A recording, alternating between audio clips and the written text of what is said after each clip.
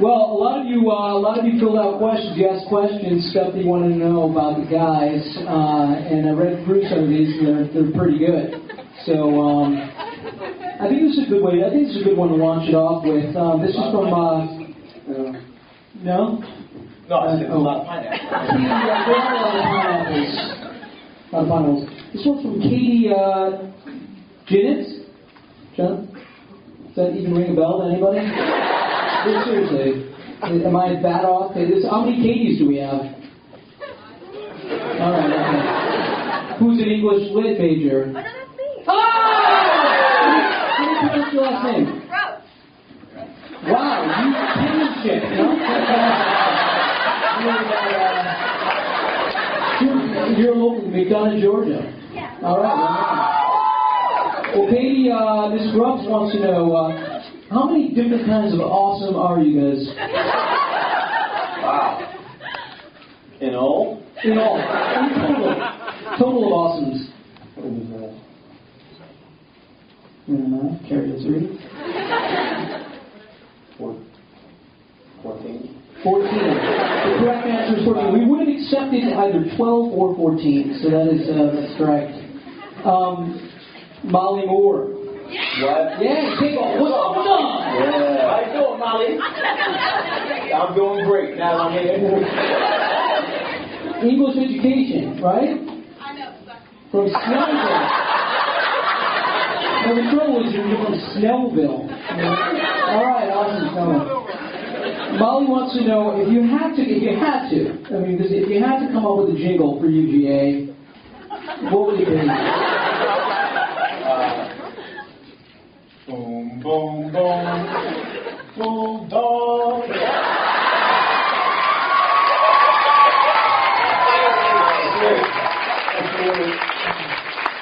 So, season 5, we just finished season 5, right? 5 years, 5 seasons on the show. Next Monday, finish on Friday. And we have been picked up for a 6th season.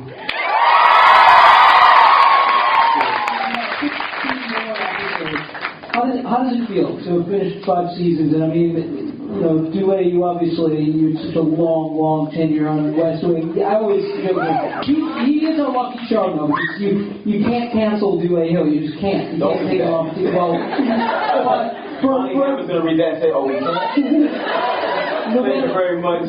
We love you too. No matter how long you've been in the business, how many shows you've got, 5 years is a big stint. It's an accomplishment. How does it make you feel to make 5 years on the show?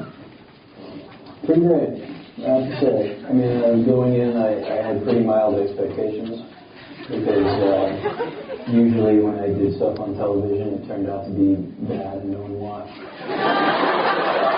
So I decided to take it low, and then anything amazing that happened would just be a beautiful, wonderful surprise. Heck yeah. Well, they've just seen Extradition 2, and they've made it through half the season, but we have what, 6 more brand new episodes? Yeah. So what can you give any spoiler alerts, any teasers, anything that you were excited about, stuff that's coming their way? Well, there's 3 that are written or co-written about my co-star, James Roday.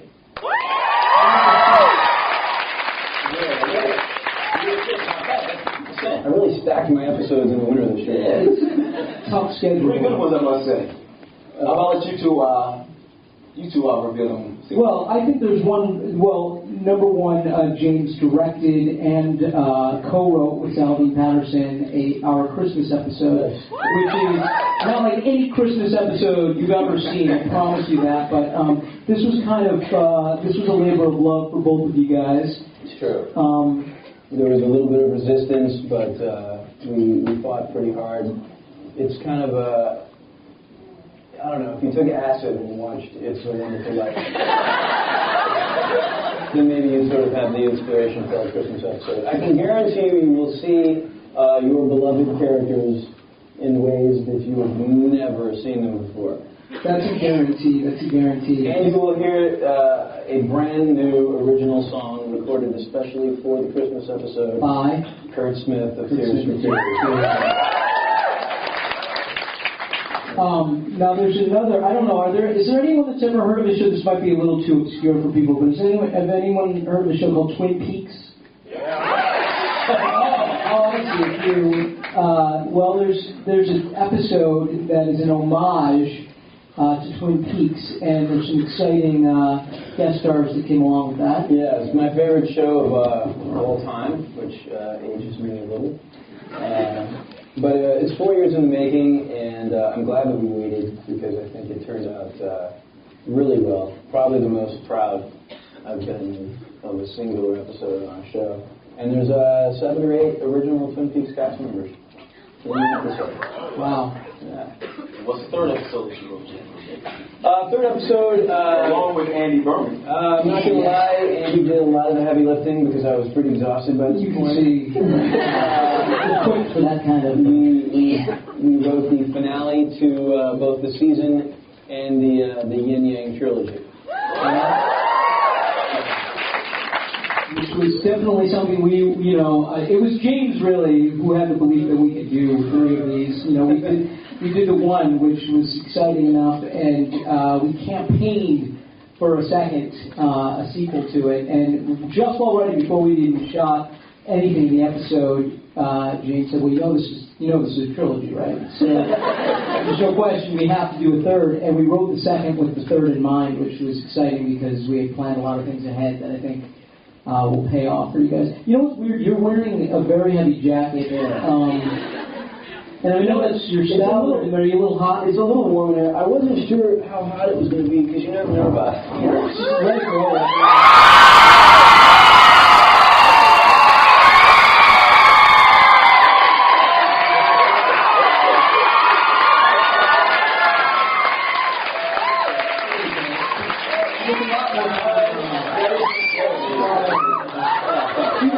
This is a question from John Leon. John Leon? Yeah. Out there? Yeah, right on. What's up, John? Hometown, Kingston, Jamaica.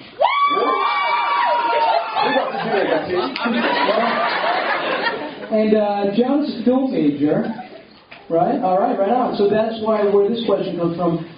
Dule, how is it working with Patricia Arquette and Holes? Really cool. I love Patricia.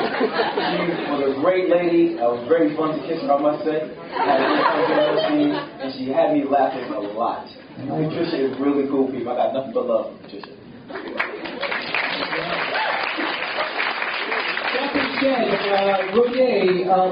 This is from Alex Mortimer. Alex Mortimer.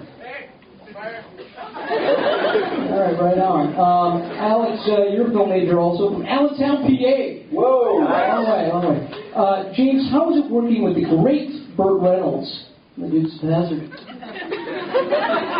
You know what? I was pretty intimidated. My very first scene in the movie was with Burt. I kind of felt like they were just sort of throwing me to the wolves, I showed up.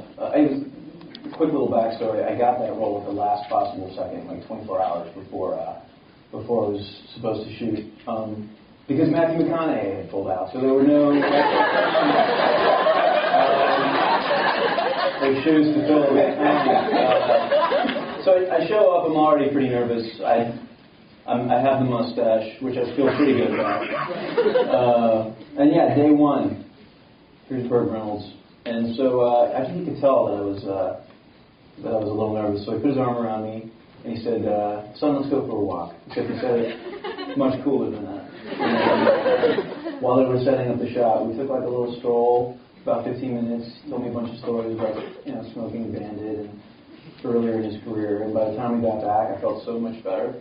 And we had a great time. It's like that pinch yourself moment, right? Oh, you just...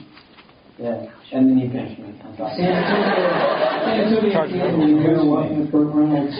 There's nobody else that can say they've been goosed by Burt Reynolds in this movie. Correct. Now, J.B. Poole. J.B. Poole? Oh, there you are. Okay, all right. Now, you're a criminal justice major, right? It's serious business, right? Criminal justice. You want people to take you seriously. I mean, one day you are going to be, voice of authority. Your question's for James, right? All right, you just want to know, can you have a pillow from the couch.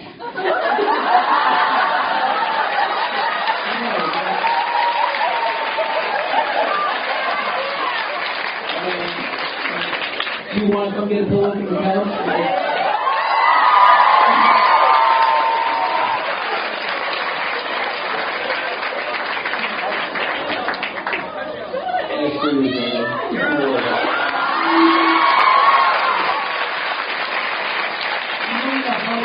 Feedback that goes through second wheel there.